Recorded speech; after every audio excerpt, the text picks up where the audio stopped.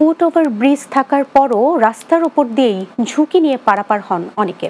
যানবাহন চলাচলের ফাঁকে এভাবে যত্রতত্র অসতর্ক পথচারী পারাপারের কারণে প্রায়ই যেমন ঘটছে দুর্ঘটনা, তেমনি মোড়ে মোড়ে যানজট সময়মতো না কমারও এটি অন্যতম কারণ।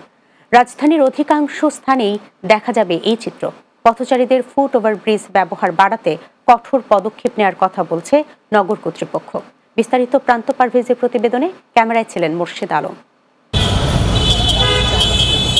রাজধানীর সড়ক জুড়ে প্রতিটি ব্যস্ততম এলাকায় পথচারী পারাপারের জন্য রয়েছে ফুট ওভারব্রিজ। বিপুল অর্থ ব্যয়ে ঢাকায় অসংখ্য ফুট ওভারব্রিজ নির্মিত হলেও পথচারীদের মাঝে তা ব্যবহারের প্রবণতা একেবারেই কম। সতর্ক ব্যক্তিরা রাস্তা পারাপারে ফুট ওভারব্রিজ দিয়ে চললেও বেশিরভাগ পথচারী এ নিয়ে অনীহা, তাড়াহুড়ো সহ বিচিত্র সব অজুহাত।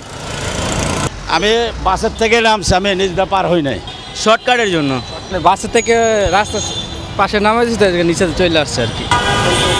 এই অসতর্কতায় বাড়ছে সড়ক দুর্ঘটনার ঝুঁকি। এমনকি মোড়ে মোড়ে সিগন্যাল ছাড়লেও যানবাহন থামিয়ে হুট করে রাস্তা পার হন অনেকেই। এর কারণেও যানজট ছাড়তে দেরি হয়। প্রত্যেকটা মানুষের এই সেভের জন্য তার ওভারব্রিজ ব্যবহার করা দরকার। যে কোনো সময় একটা দুর্ঘটনা ঘটে গেলে কিন্তু আমাদেরই ক্ষতি হবে। রাজধানীর ফুট ওভার ব্রিজগুলো ব্যবহার না করার কারণে প্রতিনিয়ত বাড়ছে যানজট, ঘটছে দুর্ঘটনা। আর এ থেকে মুক্তি পেতে প্রয়োজন সরকারের কঠোর পদক্ষেপ।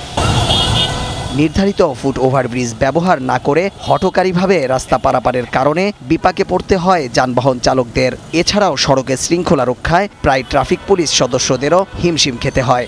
হুট করে একটা যাত্রীজন সামনে পড়ে যায় রানিং অবস্থা, তখন দেখা যাচ্ছে গাড়িটা কন্ট্রোল করতে অসুবিধা হয়। হঠাৎ করে দৌড় মারলে তো এটা তো মনে করেন আমার ব্রেক ফেল হয়ে যেতে পারে। আমাদের সিগন্যাল দেওয়ার পর তারা আবার অটো সিগন্যাল দিয়ে প্রত্যেকটা পয়েন্টে পয়েন্টে পার হচ্ছে।